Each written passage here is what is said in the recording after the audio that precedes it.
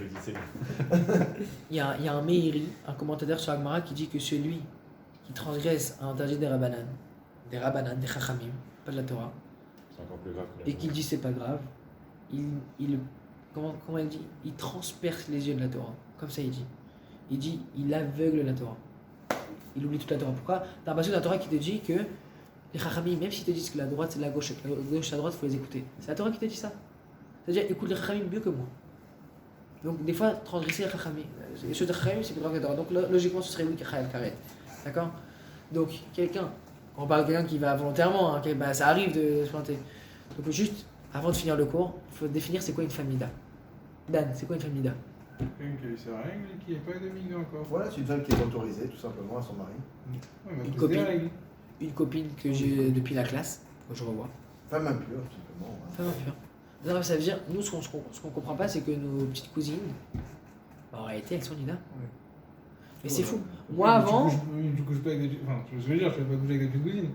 d'après la halakha, t'as le droit de te marier avec une cousine. Non, mais. Ça veut dire quoi? Ça veut dire que logiquement, c'est Vraiment, pas un un mec qui est problème. marié, il va pas faire la bise ni truc. Enfin, Non, après- C'est pas la bise, c'est-à-dire il va pas prendre. À partir du. C'est très dur ce qu'on dit ce soir. Même moi, je trouve que c'est. Non, mais je Très comprends pas bon. parce que ta petite cousine. À partir d'un. Parce À que. partir du moment où une femme elle peut avoir ses règles, Une bah, femme. Ouais, c'est ça. On a défini c'était quoi une famille Nida. Donc la traduction de Nida. Alors je te dis. C'est pas que Isha. ta petite cousine, c'est-à-dire Je ça lis peut vite être fait avant nos- qu'on finisse le cours nos parce que- filles, nos sœurs, ça peut être n'importe qui. Écoute bien. Isha Shiyatzadam Imekora. Une femme où du sang est sorti de son utérus. Ben Bisman Sherigal Irod Dam Veset. Que ce soit à la période du cycle. Ou Ben Bisman Shena Regila Irod Dam Veset. Ou bien non. C'est-à-dire à n'importe quel moment où du sang provient de l'utérus. Arei Temea Tumatida. Elle s'appelle Ida. Ve'asur le Baala Lingoaba. Le mari n'a pas le droit de la toucher. Il n'a pas le droit d'aller avec elle, de coucher avec elle. Jusqu'à ce qu'elle fasse le Refsek Tahara. On va parler de ça dans les semaines à venir. Toutes les étapes. Le Refsek Tahara, les 7 jours de propreté et le mikvé. Après, il pourra aller faire ce qu'il veut avec elle. Et il ramène les psukim. Et il disait qu'il faut parler de ça aux gens. L'interdit de Nida, celui qui transgresse, celui qui la touche affectueusement et lui fait un câlin alors qu'elle est Nida. Il est Chayav Karet. Messieurs, c'est par amour que je vous dis ça, c'est pas pour vous stresser. Juste la définition de Chayav Karet, il y a une marque dans les Rishonim, à savoir c'est quoi Chayav Karet. Je vous le dis ou je vous le dis pas. Ouais, c'est l'âme qui est torturée, elle peut pas aller ni au Gaïnan, ni au Gan Eden, elle est entre deux mondes, enfin elle est torturée, je sais pas. La traduction qu'on donne, c'est retranchement comme vous avez dit, c'est Kitzur Achaim, réduction de la vie, réducto. Ok? C'est une mita b'deshamaim, c'est une mort céleste. D'accord? Ça c'est la définition de base. Alors il y a 3 définitions de Chayav Karet. On raconte dans la Gemara qu'il y a un Rav Yosef, il a eu 60 ans, il a fait un grand festin. On lui a dit, quelle est l'origine de ce festin? Il lui a dit, Karet, c'est de mourir entre 50 et 60 ans. Chaque année, j'ai eu peur. J'ai 60 ans révolus, je sais que je ne suis pas Chayav Karet. Ça se trouve, je vais être coupable d'autre chose, mais je ne suis pas coupable de retranchement. D'où est-ce qu'on sait que c'est 60 ans? D'où est-ce qu'on sait? De la paracha de notre semaine. Incroyable. Il y a écrit dans la paracha, pourquoi est-ce que 40 ans dans le désert? 40 ans dans le désert. Parce qu'Akadosh Baruch Hu, il a dit, tout celui qui est âgé de minimum 20 ans, et ben toute la génération à partir de 20 ans ne rentrera pas en Eretz Israël. Et combien de temps ils vont errer dans le désert? 40 ans, plus de 40 ans. Ils étaient âgés de 20 ans et demi, on va dire. D'accord? Ils étaient âgés de plus de 20 ans. Et donc, ils sont restés 40 ans dans le désert pour pas qu'ils soient Chayav Karet. Vous avez compris pourquoi ils sont restés 40 ans dans le désert? Pour qu'ils aient 60 ans en mourant, plus de 60 ans, et qu'on ne dise pas sur eux qu'ils étaient Chayav Karet. Akadosh Baruch Hu n'a pas voulu qu'ils soient Chayav Karet. Ils avaient peut-être une parole là-bas. Donc, mourir avant 60 ans, c'est un Chayav Karet. Deuxièmement, ça c'est Rashi qui dit ça. C'est Hariri, Karet et Hariri, c'est la même chose, c'est la Gemara qui va parler aussi de ça, Rashi dans la Gemara.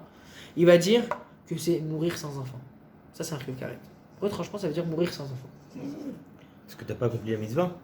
Non. Aucun rapport, parce que Chayav Karet, quelqu'un qui va transgresser Shabbat, volontairement, alors qu'il y a eu 2 témoins qui lui ont dit tu n'as pas le droit, il a fait si j'ai le droit, j'allume le Shabbat. Quelqu'un qui fait ça. Alors que Shmet, t'as 2 témoins qui te disent tu n'as pas le droit, t'es un Ben Israël, t'as fait la Brit Mila. Pourquoi tu veux faire Shmet? Si, moi je Shmet, ok? Il est Chayav Karet. Quelqu'un qui va avec sa famille là, il est Chayav Karet. D'accord? Troisième définition, c'est Rambam qui dit ça. Et c'est ce que tu disais, Dan. C'est l'âme qui n'a pas sa place au Olam Haba. Le Rambam il dit ça. Et c'est ce que c'est frustrant parce que- c'est quoi Finalement, une question que tout le monde se pose et vraiment on finit avec ça. Donc déjà, il dit le Rambam, t'as tout le monde des Neshamot qui est au Lamaba et t'as une porte qui est là, une prison avec les et moi ça m'est déjà arrivé. La porte Shabbat, des fois, il faut que les gens y rentrent. Je suis devant une baie vitrée qui donne face à la rue, ok. J'ai pas la porte, je suis obligé d'attendre comme ça Shabbat. Tu sais comment c'est frustrant de voir tous les juifs qui vont à la choule et toi tu peux pas. T'es coincé. Et ben c'est ça. La Neshama, d'après le Rambam, c'est elle est en prison. Elle voit toutes les Neshamot étudier avec Akadosh Baruch Hu, avec Moshe Rabbeinu, Rashi. Et elle, qui a un blocage, elle ne peut pas sortir. Et c'est éternel. Ça, c'est le Rambam ce qu'il dit. Voilà, c'est quoi 3 définitions de Karet. C'est d'une part et de l'autre. Il y a les Neshamot qui ont réussi à bien réagir. Alors maintenant, on va dire, ah, mais on n'est pas des tzadikim, c'est trop dur de tenir. Alors déjà, il faut savoir 2 choses. La Teshuvah résout tous les problèmes. Et deuxièmement, on l'a dit au tout début, Kadosh, Kadosh, Kadosh. Personne n'est en malach. Personne n'est saint du premier jour. Sinon, on serait resté dans le Neshamot. Des armées de Dieu, on parle des malachim. Oui, oui, justement. Non, on s'associe avec les malachim. C'est nous qui disons avec les malachim. Ça veut dire que pour être Kadosh, avoir le niveau de malach, il faut pouvoir chaque jour un petit peu de Kedusha. Désolé, Chazak.